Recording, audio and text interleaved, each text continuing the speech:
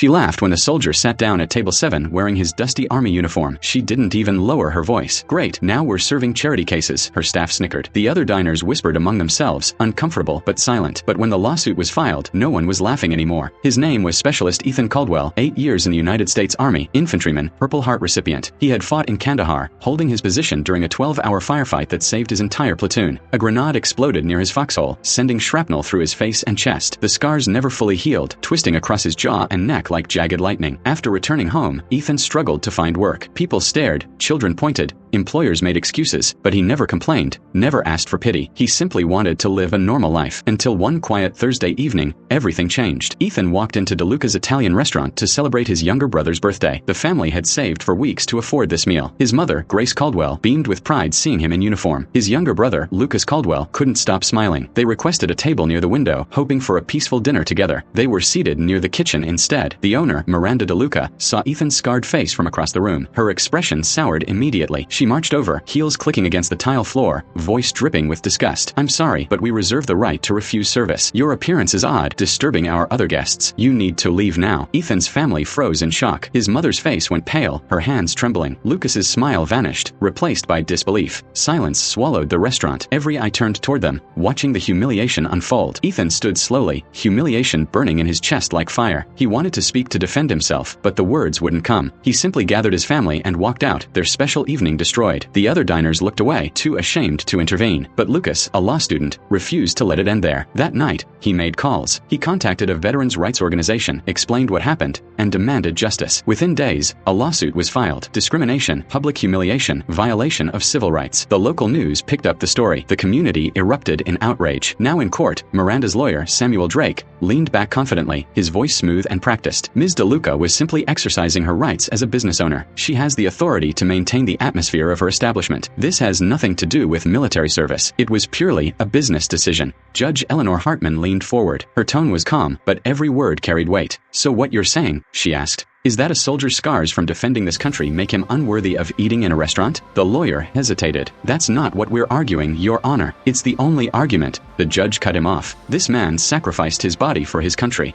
He was publicly humiliated in front of his family for injuries he received in combat. That is not business policy. That is pure disgrace. The courtroom buzzed with murmurs. Then came the verdict. A 6-figure financial settlement.